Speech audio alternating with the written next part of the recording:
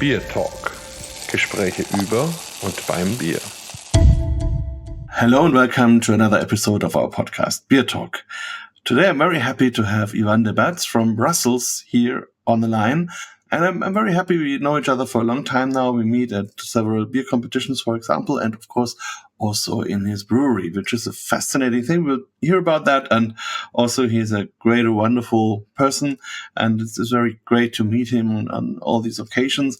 And also a very funny thing I heard when we met first is that when he opened the brewery, his actual brewery, the Brasserie de la Senne, he doubled the number of breweries in Brussels. So very nice. I'm very much looking forward to our talk.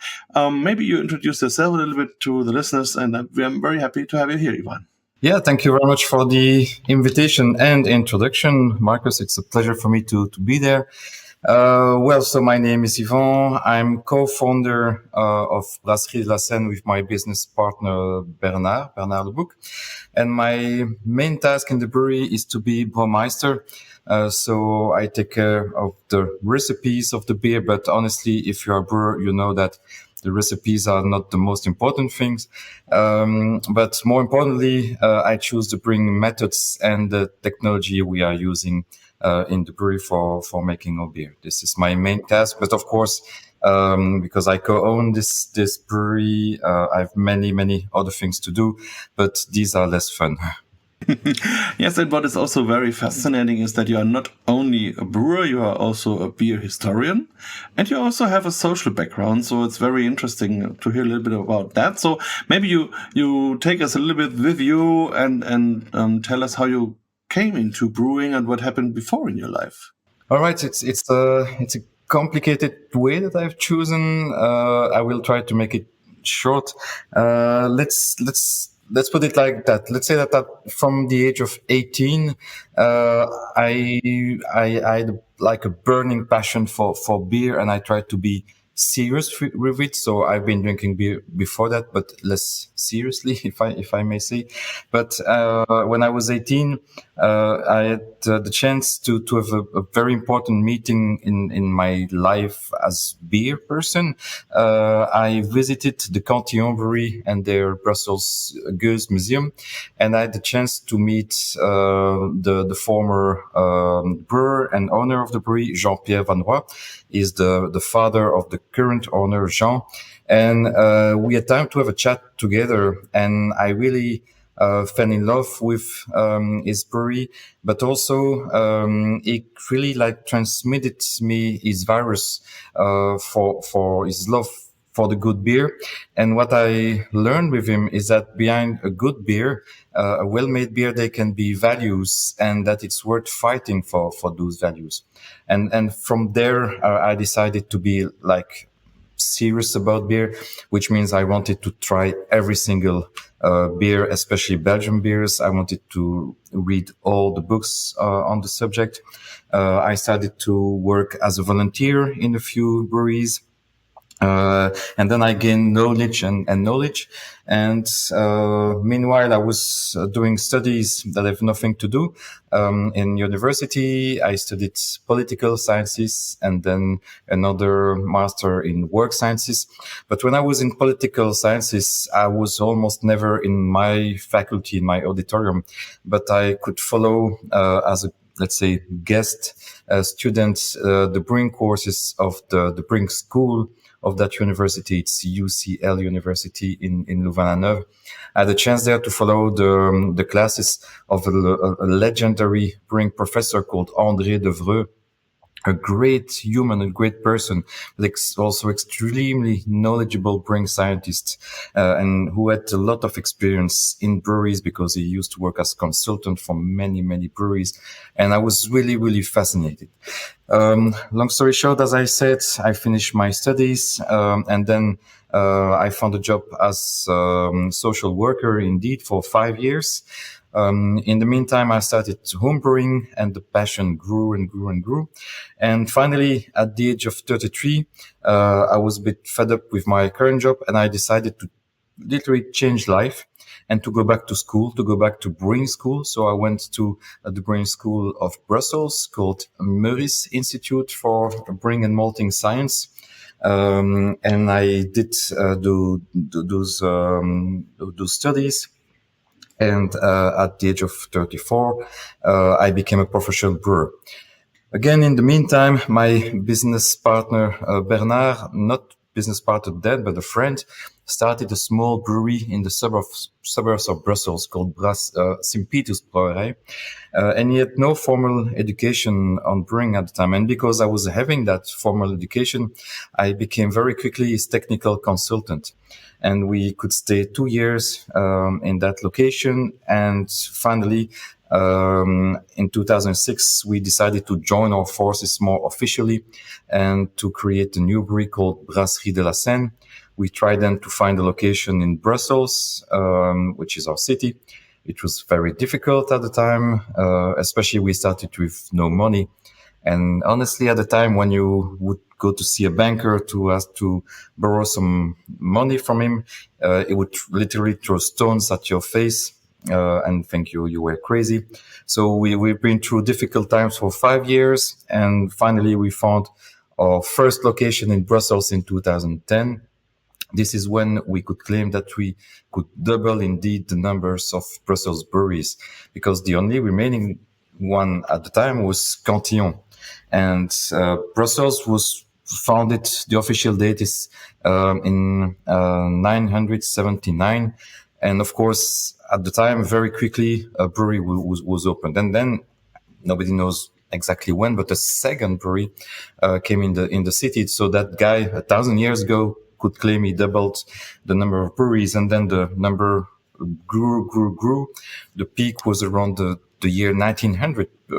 Brussels was actually a huge and very important brewing center, and we had about 400 beer makers at the time.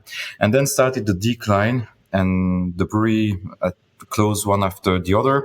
And finally, Cantillon was the only surviving one. And so when we came on the market, we proudly could claim that we were again doubling the numbers of Brussels breweries. And so that happened basically 2 times in 1,000 of years. And so it was funny to realize that. So you really can say you made history a little bit. and and also what I hear is that there are some similarities between Bamberg and Brussels, so in terms of founding and the importance of beer and everything. So that's also maybe something we can talk about later. Maybe a short question about your life as a social worker. So you were responsible for young people, as far as I know? Yeah, I'd like a 2 period. In the first one, I was coordinating different social projects in the poorest area of Brussels and of the country, actually. So it was different projects, and I did the coordination of them. And then I became indeed the responsible for the youth service, as we call it. And I was responsible for animators who were supposed to work with the young people, also in this very poor area. Yes.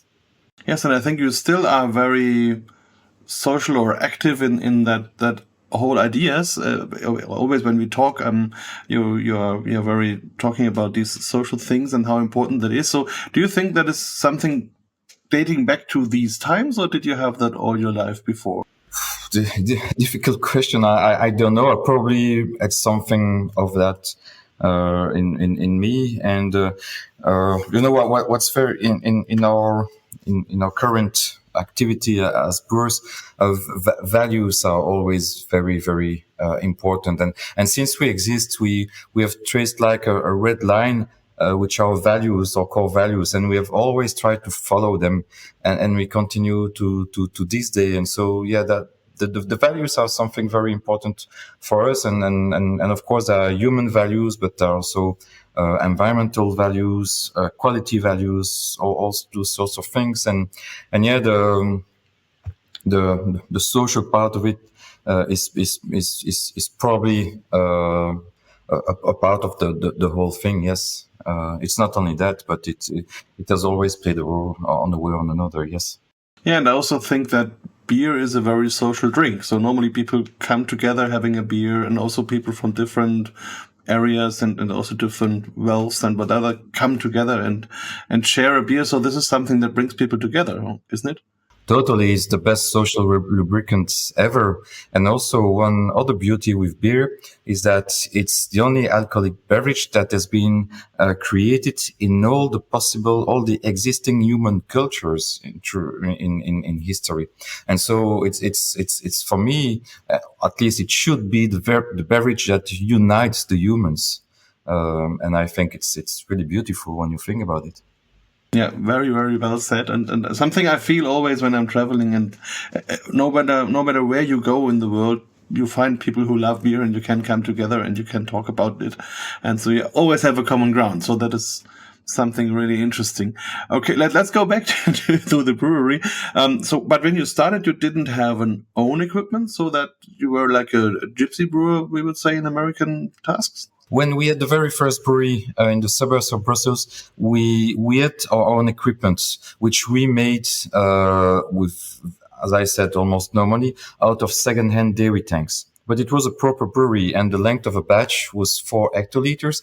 Everything was manual, so brewing was manual with the brewer's paddle, etc. It was really exhausting. And then, so we left that first place, real brewery, in December 2005. And our second brewery in Brussels, then we could do the first batch on December 22nd, 2010. So 5 years later.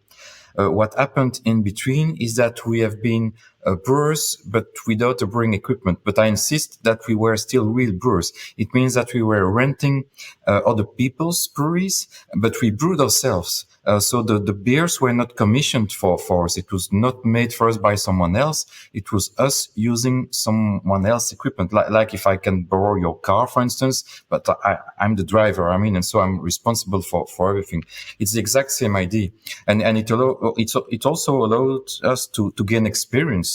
Because the breweries we used were more professional than our first one, and so we really gained experience and knowledge about equipment, etc. And we basically used 2 other breweries, the Ranke. First, I knew their brewery very, very well because I used to work 2 years for them, and I were there. They were also using somebody else's brewery before having their own. And I was there when they started their brewery.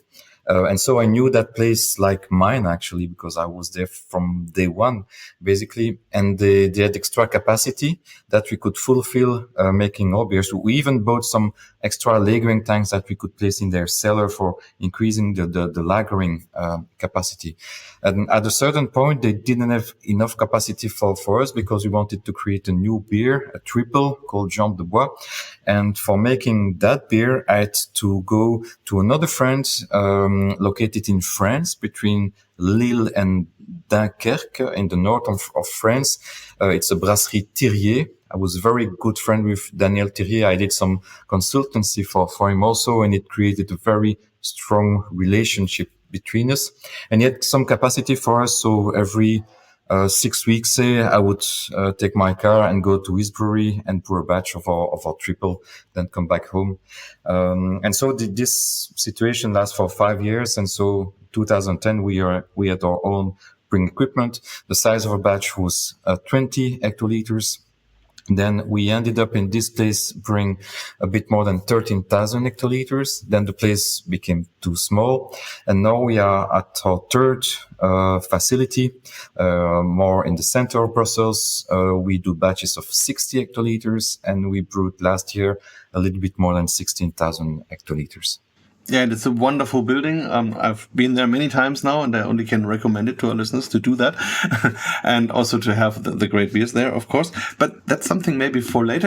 I think it's very important that you state that you were always being the driver, so really brewed yourselves, because that is different nowadays with many beer brands that are on the market, which are more or less brewed by others just as a brand. So this is really very important. And also, I think it's important that you had the possibility to brew at a brewery you really knew very well. And also the people knew you very well, because that is something I sometimes hear here when they say, okay, we have some people which want to brew at our brewery, but we don't trust them, what they are doing with our equipment. And that's also another reason. So I think that is very special that the guys let you work on their equipment. And I was visiting the Ranke last year, and it's a beautiful brewery, especially the brewing kettle and the system. So it's a great setup, I think. It's not easy to give, so to say, your brewery to someone else. You really need big trust in the people. What was easy at the rank is that everything was manual also, basically. And so it was not such a complex a brewery to use. It really helped us a lot for sure. And when I was brewing at Thirier, it was a little bit more automated, which was also good for me to learn more of a more complex brewing equipment. But Daniel Thirier was always there to assist me. And so, yeah, it was, as I said, it was a great way of learning and see what works, what doesn't, and things like that. And how did you come upon the name Brasserie de la Senne? So was it something you already had in mind, or was it like an idea? We didn't really have it in mind, but we had to do like a brainstorming at some point to find a new name. And actually, it came quite naturally. La Senne, for the people who don't know, which means most of your audience, I guess, is the river of Brussels. And it's actually thanks to that river that the city exists, because back in the days, you would build a city along to a river to have water supply and possibly communication also. And it's also thanks to that river that we have had so many breweries in Brussels, because most of our breweries were located along the river Senne. And a lot of them were taking the water from the river. And so it's a river that is extremely important to the city.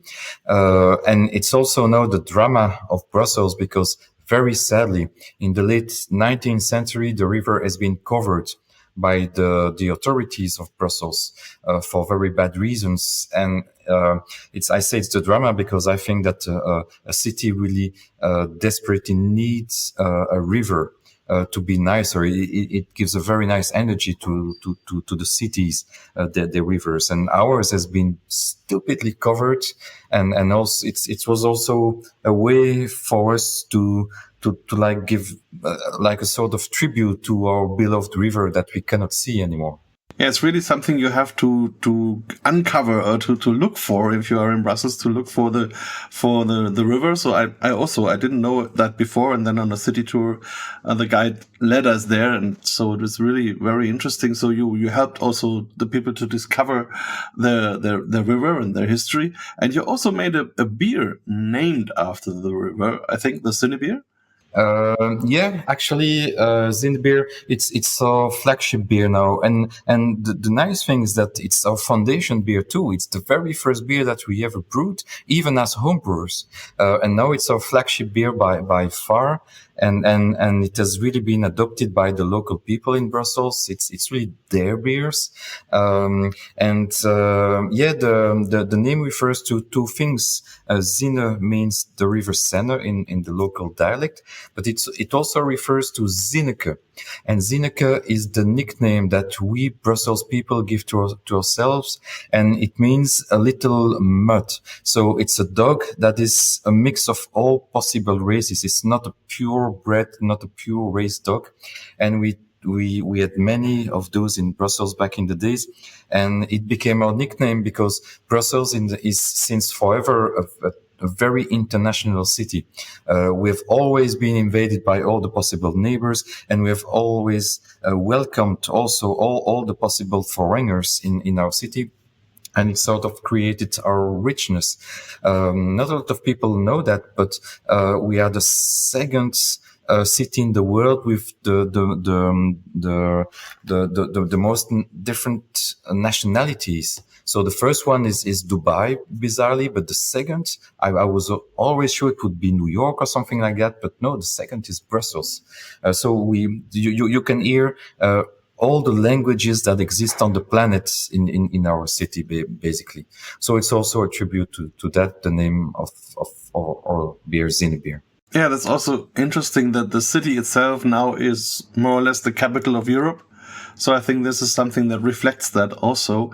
But also I think this is part then of your success story, that you kind of gave the people their beer back, or a beer back, because I think Cantillon is not a beer you drink half a liters.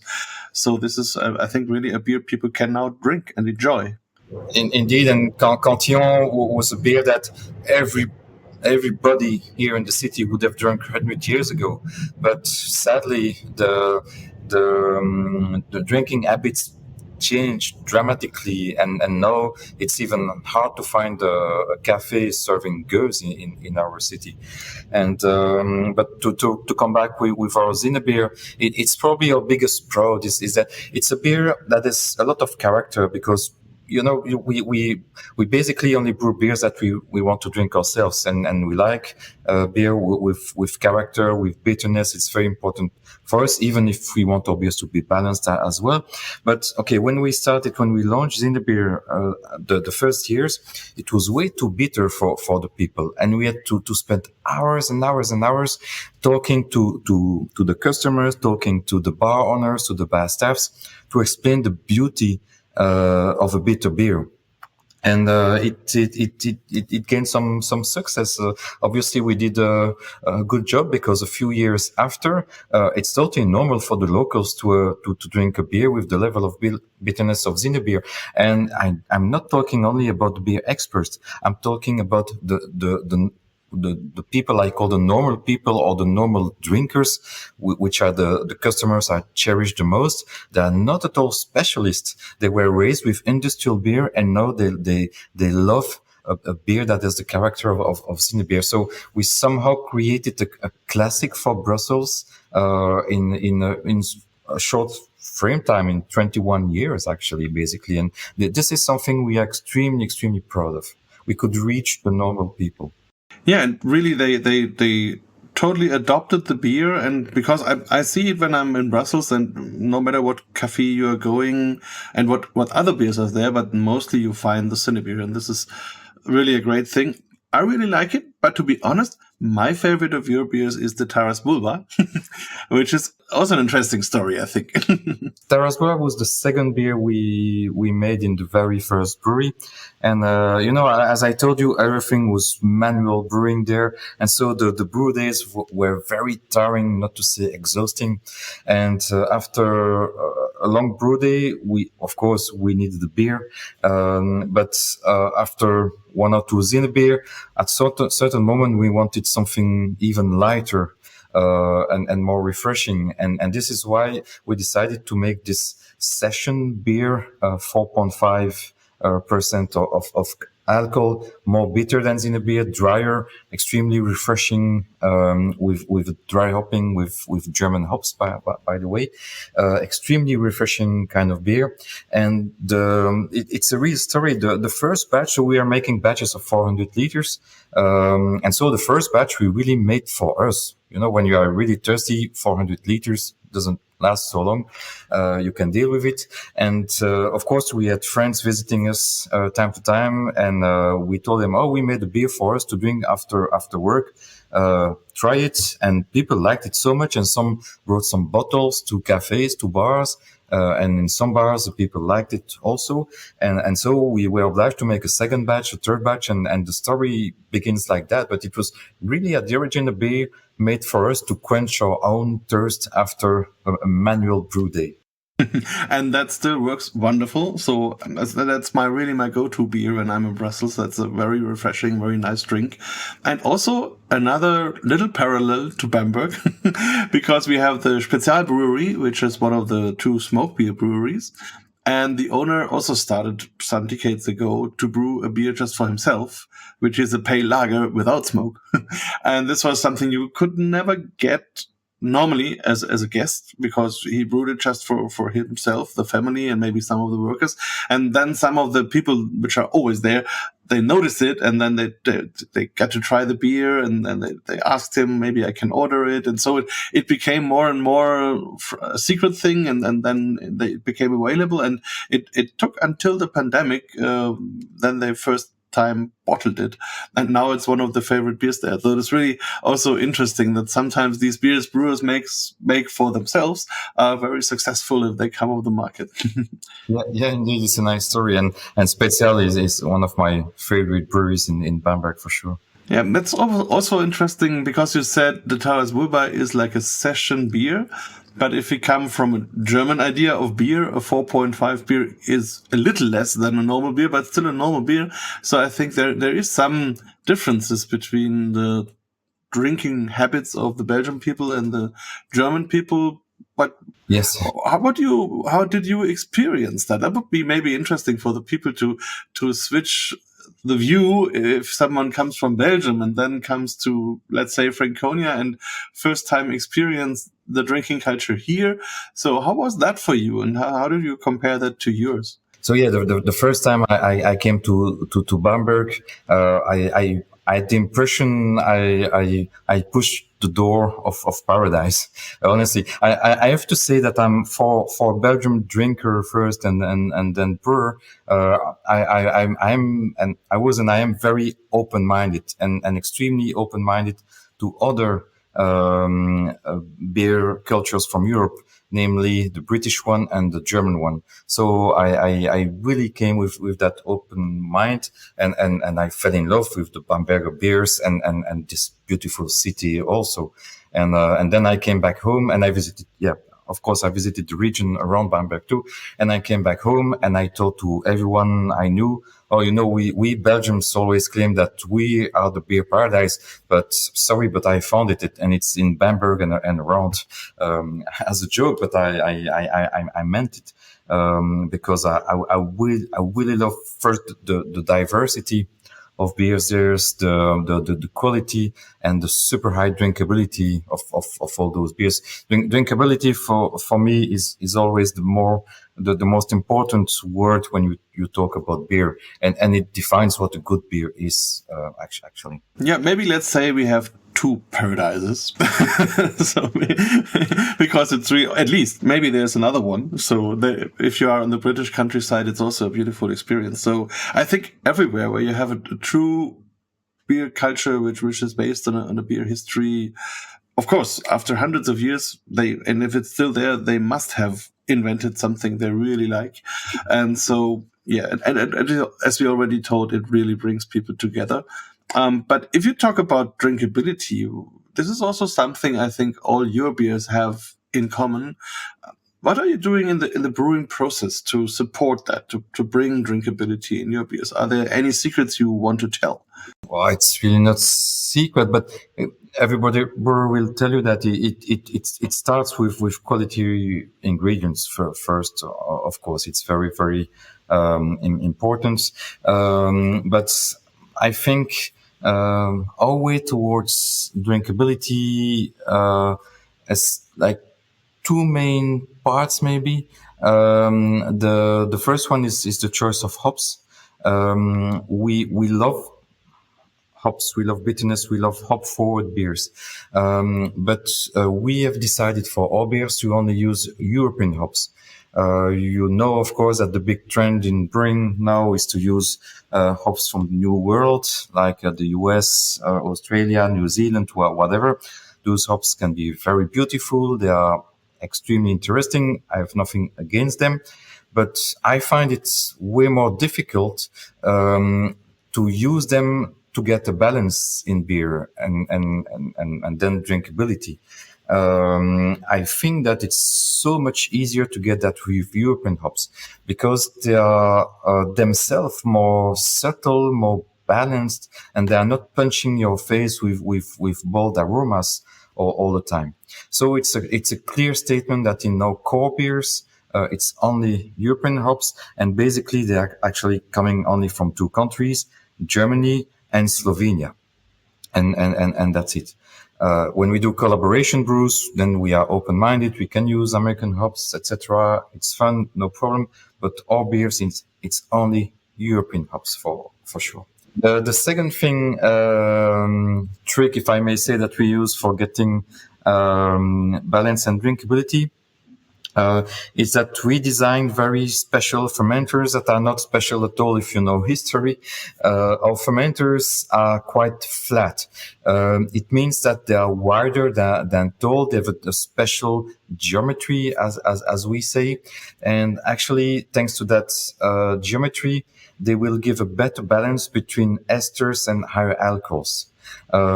Basically, if you ask your yeast to work in very tall and narrow fermenters, she will use more efficiently the free amino acids that are in the wort. And long story short, again, she will create a lot of high alcohols and too little, in my opinion, esters. And so you will get the beer that is easily disbalanced. In our flat fermenters, it's the opposite. Actually, the yeast will create less high alcohols and more esters. And I am strongly convinced personally that the ratio between those two key components is really the key to balance in beer. And who says balance says high drinkability. So that's really the idea behind it. Yeah, and when I was there, you showed me also this tank for the fermentation.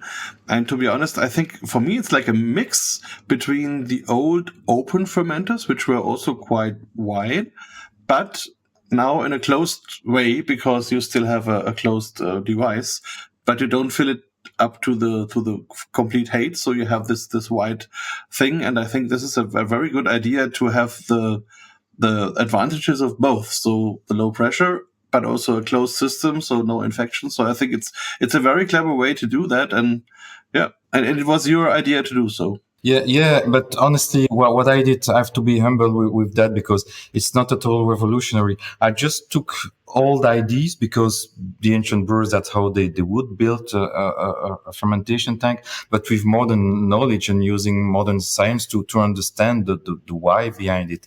And indeed, the idea was to mimic the quality of fermentation you have in open tanks. It's my favorite fermentation tanks.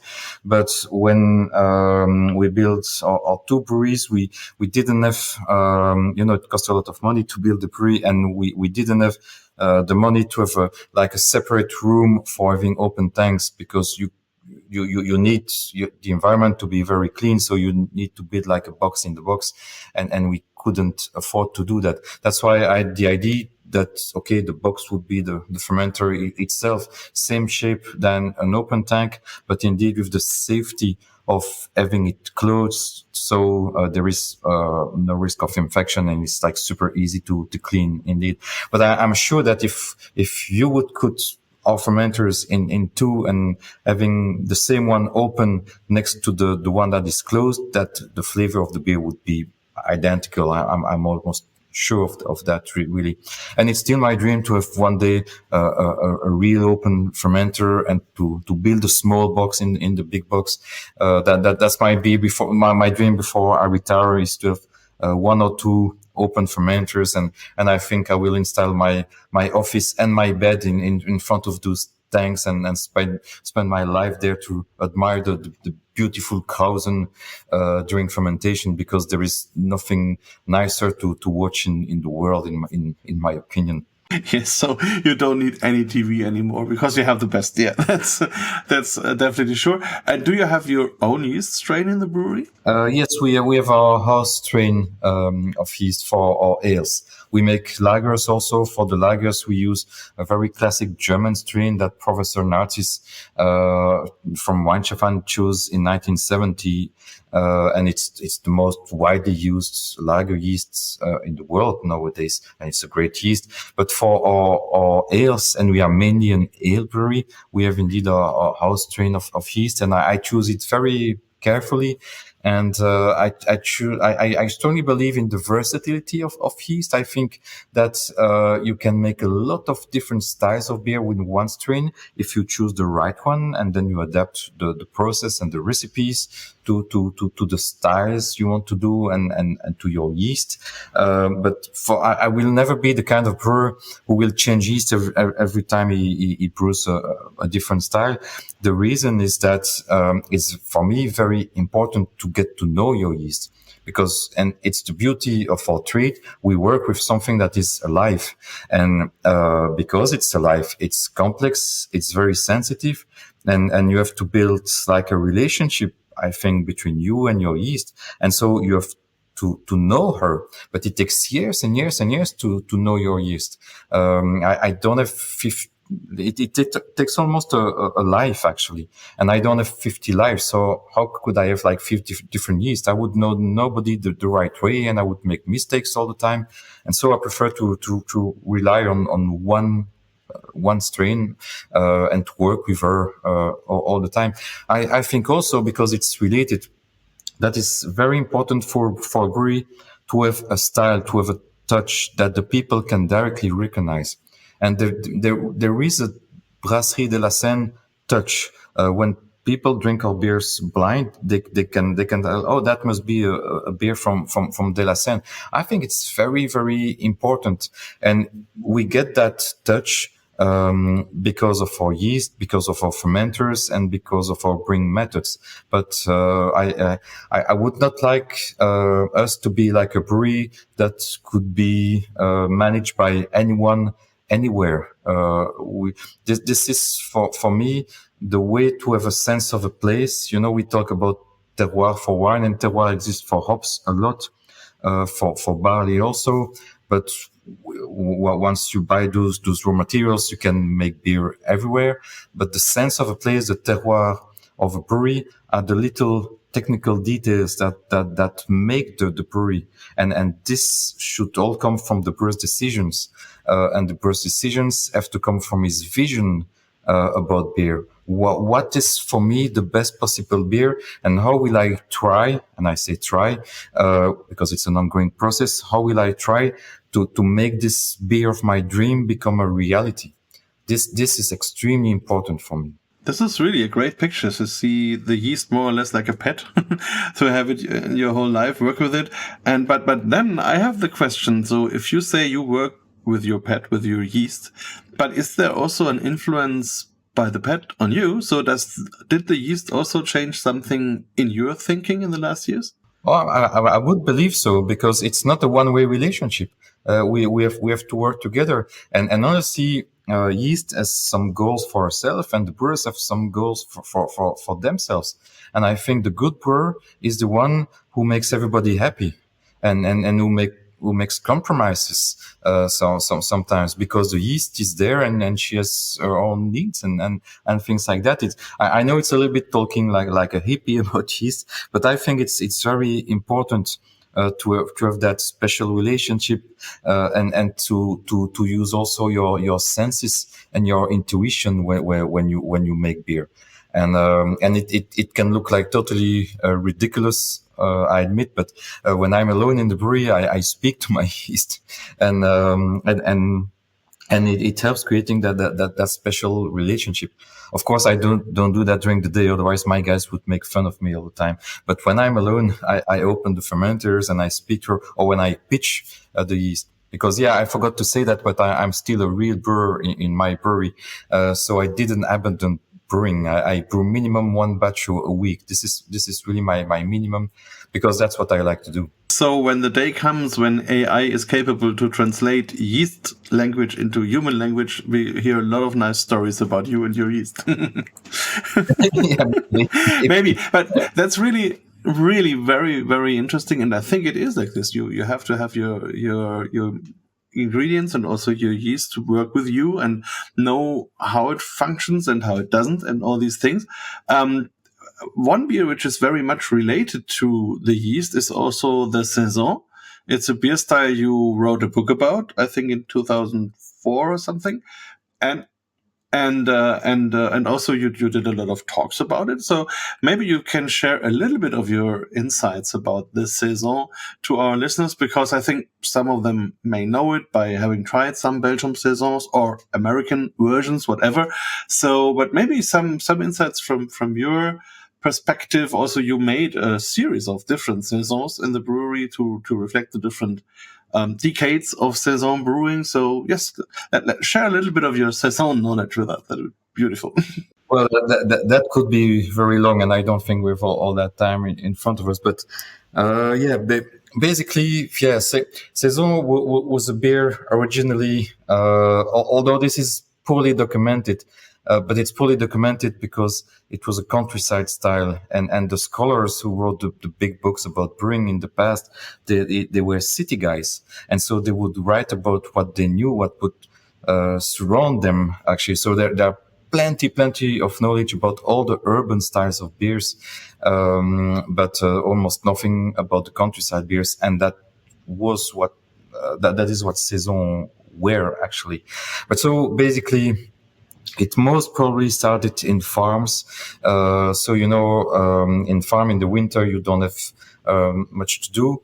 And so the bigger farms of Belgium, they had a small brewery attached to them. And what they would do in the winter would be to make a beer meant to be drunk by the many workers they would need in the summer.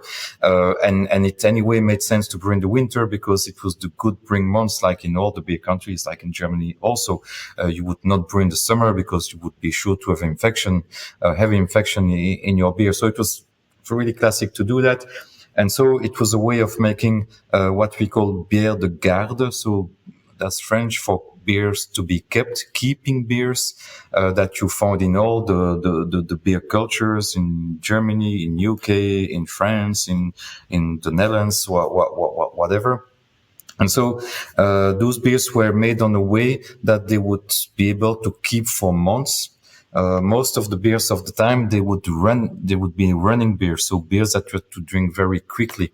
But you also had a series of bière de garde, like the lambic beers from Brussels, like the Flemish brown and reds in West and East Flanders, and in Wallonia, especially in the part of Wallonia called Hainaut, but in all Wallonia, the local bière de garde was the Saison.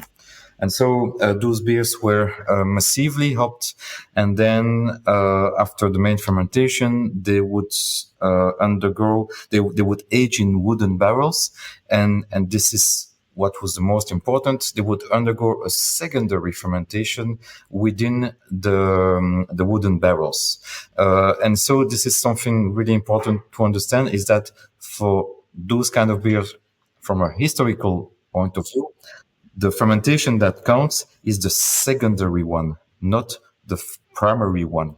And so the brewers could use many different yeast for the first fermentation, the first part of fermentation. And it's a big mistake to believe, like a lot of people nowadays, that there exists something that would be a Saison yeast. It never existed. The problem is that what you find on the trade are yeast that have been taking, some people would say stolen, by yeast companies in bottle of beers sold in Belgium, and beers called Saison by the brewers. And those yeast companies, of course, they have to find names for selling the yeast, and so they decided to call those yeast Saison yeast or bière de garde yeast or whatever. And then some brewers make the mistake to believe that you are obliged to use those yeast for making a Saison.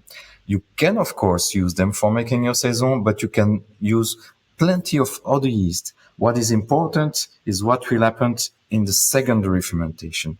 And imagine you are in the 19th century in Belgium and you age your beer in wood. What will then be the yeast that will be involved in your secondary fermentation? It will, of course, be Brettanomyces. So for me, if there is one Saison yeast that ever existed, it's Brettanomyces, of course. And that yeast was perfect for the drinkers of the time, because if you take the whole Belgium, the northern part of France, the southern part of the Netherlands, and I would guess, but I'm not an expert in German brewing, a part of Germany too that touches that area. The people wanted to drink beers that had two qualities. The first one, they liked sour beers. I don't mean vinegar, but a beer with a nice appealing tartness, nice appealing sourness. And also beers with a wine-like taste, with some aromatics that make you think about a nice wine. So vinous and sour, it was the two main qualities of beers for the people of those regions, and it was called the taste of the North. And actually, when you have bread taking part of the fermentation of your beer, and of course those yeast were not added at the time, people didn't even know bread existed, but it was there, living in the wood and living in breweries. When they ferment a beer, they give very complex aromatics that make you think about wine also, and in some circumstances they can also bring some sourness to the beer. When they come in contact with oxygen, they will bring some sourness. But the breads were not the only source of sourness. Of course, cultured yeast didn't exist at the time, and the brewers would use a leaven, and that in that leaven of Saccharomyces cerevisiae, you most of the time had some lactic acid bacteria also, and those would also impart some bitterness. But so making beers that way, brewed in the winter, to not have too big of an infection, to tame the infection level, so to say, and then followed with a secondary fermentation in wood with Brettanomyces, would give anyway the perfect beer that the people wanted to drink at the time. And basically the old saisons, they would resemble something between a bitter gueuze, a bitter traditional gueuze, or a paler version of a Flemish brown. I consider that those three styles, they were actually from the exact same family. And there were more similarities between them than differences.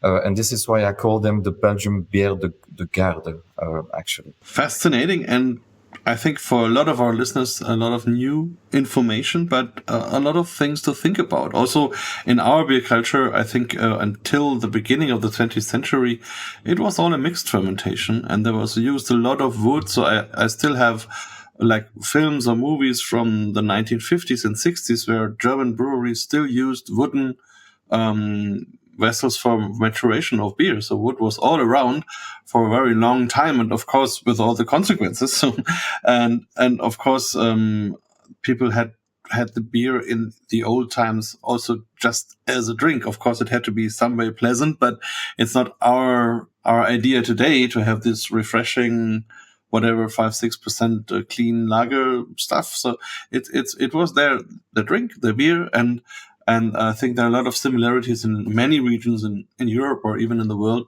how these beers tasted, just depending on the local sources of ingredients and water and of course hops. Yeah, I'm equally convinced than you about that. And again, I think it's the beauty of beer is that the people were equally creative and intelligent when it was time to make a beer in different cultures, and there were more things that were similar between beers from different countries than things that would oppose those beers. And I think it's really beautiful. Yeah, also what I think it's interesting that this idea of beers from different countries is also something which maybe is also quite a modern thing, because if we think of the medieval times, I think most of the people didn't realize that there are different countries because they were so small entities and they normally never left their place where they lived. And so if there was export or beer that came from another place, it was maybe from a different country, but it was not the idea. So I think all these today ideas of like we have a German beer style or an Austrian or a Belgian, this is also something quite new because it was just local beers with different histories and different ideas. So I think you come down, if you work a lot of beer history, it really gets to a ground where you don't have this strict differences between things anymore, because they didn't say let's brew a Pilsner or let's brew a dark Märzen or whatever. They brewed a beer, full stop, and they wanted to sell it, and that's what they did. And that leads us into beer history. So how did you come to the interest or the inspiration of working with beer history or about beer history? I think it's just the huge love I have for my trades, being a brewer. I love the sensation of feeling very close to people that lived in other centuries that I never met and I will never meet, of course. And when you dig into history, you finally realize that those people, they were facing the same kind of challenges that you are facing now in your modern brewery.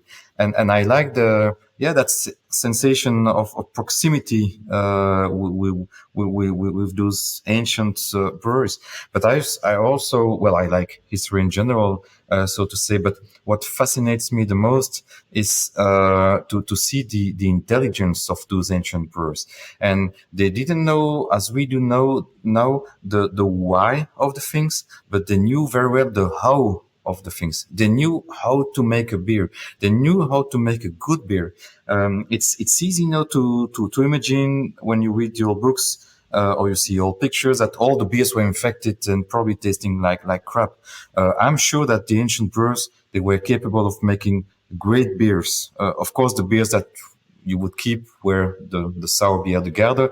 The other beers, it was probably better to drink them quite rapidly. Okay. But I'm sure that those beers were, fantastic, to drink. And they knew about the basic hygiene. Also, they knew that you'd better be clean in your brewery. Of course, they didn't have all the chemicals that we have now. They didn't know about the importance of some microorganisms in the infection of beer, but they knew very well that if your tools and devices looked clean, and if you would use very hot water for cleaning them, you would make a better beer. They really knew that very well, actually. And for me, it's fascinating to see that intelligence. And also, if there is one word that I strongly hate in the modern brewing world, and especially among some small trendy breweries, it's the word innovation. Basically, since Pasteur, there is, for me, no real innovation in brewing. And if you read the old books, you realize actually that the ancient brewers, they've tried so many things that when a young guy now does something that he thinks is very special when he makes a beer, most of the time you will find a trace of that in old books, because an old guy 100, 150, 200 years ago have tried the same thing before him, actually. Yeah, that is totally true. I remember the podcast I did with the archaeologist who dug out the Göbekli Tepe site. And she told that they saw all these devices, and then they made copies and brought them back to Austria and tried to make beer. And what they found out is that these old guys, so like 12,000 years ago, already had the idea to heat small stones and then put these hot stones into their troughs with the mash. And so they really could like adjust the temperature by adding one more stone or one more stone. And so it's really like having something to adjust the temperature. So it's really crazy how much they knew in these times, and this is really a long time ago, about the process. So it's really fascinating. And I want to add that those people, they have a quality that we are totally losing in our modern societies. They had a very good sense of observation, because they took the time to do the things, and they were observing every single detail, and they were very close to their own bodies and their own senses.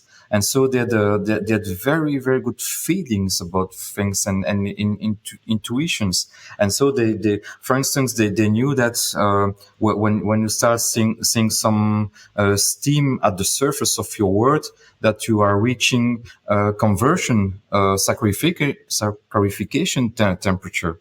They know that because they just put their fingers in the mash, and they saw that the mash would become sweet at that time. And so they knew that just looking at the surface of the wort, that they're very precious indications. Almost nobody knows that those days. This is also why I love to brew sometimes in very old fashioned breweries. Like you have one wonderful in Bavaria, is the Wassmeyer Museum. They recreated an 18th century brewery where you can actually brew. I did that 2 years ago. It's one of my best brewing experiences in all my life. And using this very simple setup material, you see really how the people were smart and that you can make a delicious beer that way. That is really fascinating. And also I found that when I was in England, for example, last year we did a tour to the Black Country, and there were, let's say, 6 or 7 breweries that really still worked with the equipment from the early 19th century. And also in Norwich, I found a brewer who is still working by measuring the temperature with his elbow. And it's just, I think if you are aware, if you learn how to do it, you can be a very, very good in measuring like temperatures and things like that. It's just experience at the end. Last week, I did a collab brew in one of my favorite breweries in the world, Harvey's in Sussex, UK. And they basically worked like in the 1920s, 30s. It was absolutely fascinating. And their beers are some of the best in the world for me. But you, when you brew with such an equipment, you are per se very, very close to your product and to every single little thing that happens in your brewery, and you know how to adjust things, and it's so beautiful. It's really a wonder, I think. Is there, in general, in terms of brewing history, something you found out when you were researching, when you found maybe old documents or things like that, that really influenced some beers you produced or still are producing in the Brasserie de la Senne? For sure. I cannot like point a very precise thing, but I can definitely tell you that because basically I'm all day, every day I read a small part of those old brewing books and it percolates through me and I will never try to like exactly copy those beers because I think it's impossible and everything has changed so much, but it's definitely a very important source of inspiration for me. Definitely. But it's a general thing that as I said, that percolates through me all the time. So I cannot point like it's exactly this or exactly that. It's more like a general sensation, if I may say so. Yeah, I think you read it every day, you hear it, you visit breweries, you talk to people, and that all influences you and stays in you. And when you do decisions about your brewing, about your brewery, that comes out again somehow. And so that's really interesting. But I really can only tell our listeners, just visit your brewery, have the experience, have the impression. At the moment in Germany, we really have not easy times for brewers. How is it in Belgium? Oh, it's the same. I mean, many factors. I hate to say that, but there are way too many breweries and too many beers on the market because it's not only a question of having too many breweries. We have way more beers than breweries because you mentioned that earlier. But the big problem in Belgium beer market now is all the fake brewers that are on the market. By fake brewers, I mean the contract brewers who don't know how to make a beer. They don't have any equipment, but somebody else is brewing for them. And so the market is already saturated, was already saturated. And now it's only oversaturated because all those brands that show up every single week, most of them, they are not lasting very long because there is no ground behind them. But every week there are new products on the market which can potentially take the place of the beers of the real brewers. And it's a real problem that we have here. But also, as a sure thing, people drink less, and there are many factors. People have less money. Also, the general ambience on planet Earth is not so nice also for the moment, to say the least. And there are many factors that put the breweries in danger. But it's not only Germany, Belgium. It's also UK. It's the US. It's everywhere. My hope is that the best ones will stay in business, and that the people will continue to realize the beauty behind a good glass of well-made beer. Yeah, and also I talk a lot to brewers here, and I talk to them. Okay, you are now a brewery which exists for, let's say, 300 years, 400 years, and you always have been like a center of competence in making drinks, and you reduced yourself in the last, let's say, 100 years very much to a 5% pale lager thing in Germany.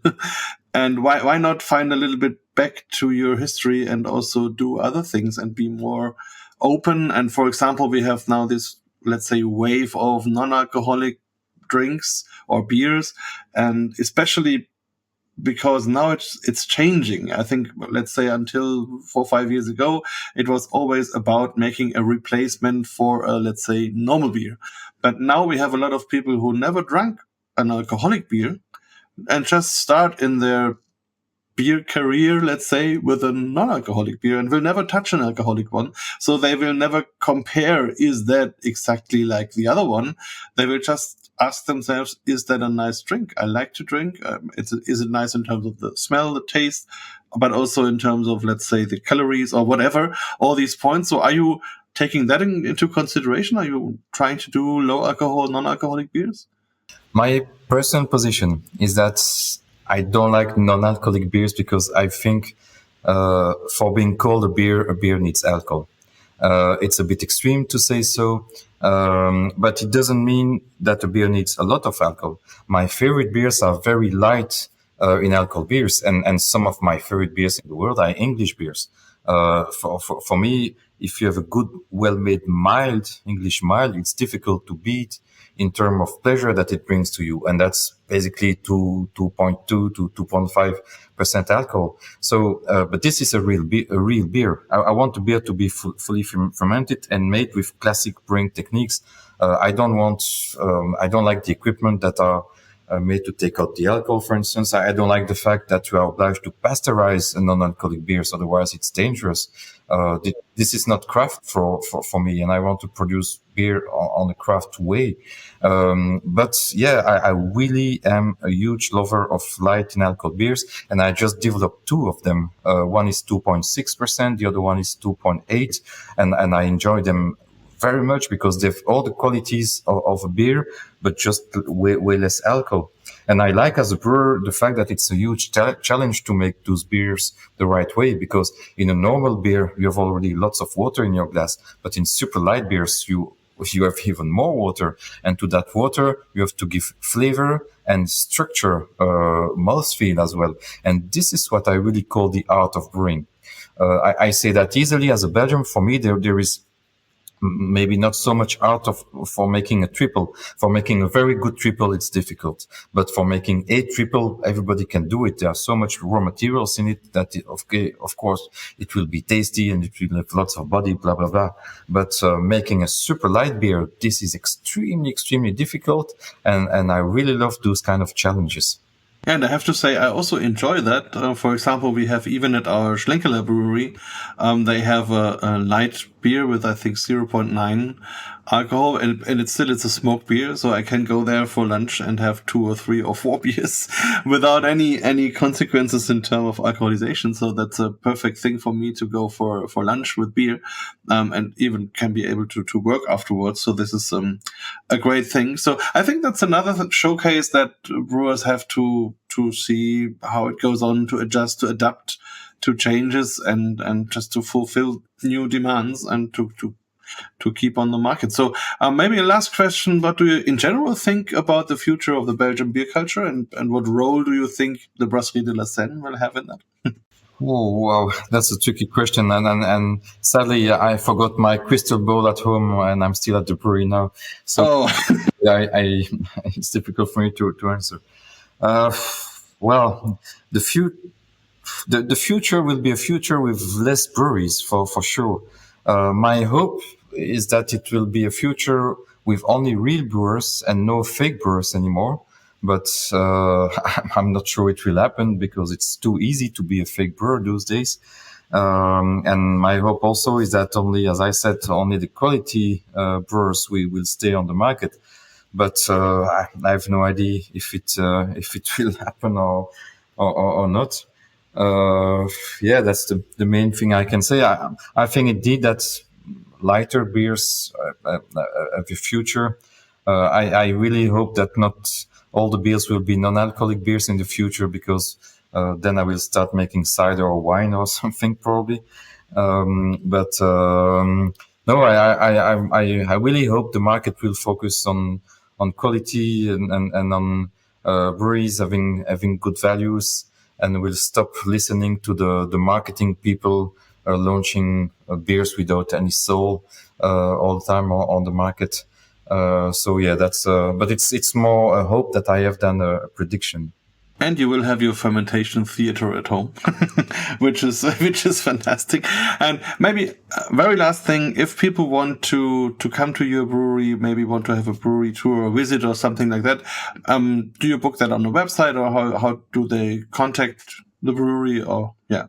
We have a very nice tap room, which is really next to the brew house, and so you can see lots of things already from the tap room. And now we have a nice restaurant also. We are closed on Mondays, but open all the other days of the week. Check on Google to see the exact times for the visits. Because we have so many requests, we work with a specialized company who does the tours, but it's a very, very nice company, and their guides are really passionate people, and I trained them. So basically what they say during the tour is what I would say during a tour, and they do that extremely well. But these are tours on demand only. So by booking, you can do it through our website or through their website. They are called Once in Brussels, in one word. And on Saturdays, they do tours in French, Dutch, and English language at fixed times. And I'm not sure I'm right, but I think the fixed English tour is at 4 p.m. every Saturday. But I think that you have to still book via their website. But it's extremely well organized, and so if you ask us or them directly, it's a very easy thing. Yeah, perfect. I only can confirm that. I did it, and it's beautiful. It's wonderful. It's great people, and it's a great experience. And I will put the links in the show notes so people can easily book. And so I say thank you very, very much for your time, for the insight in your world. And I wish you all the best, especially for the fermentation theater, and looking forward to see you at the Belgian Beer Weekend in a few weeks. Hey, likewise. Thank you for your nice invitation, Markus, and it's been great fun talking with you. And to everybody, I just want to say a big post. BierTalk, der Podcast rund ums Bier. Alle Folgen unter www.biertalk.de.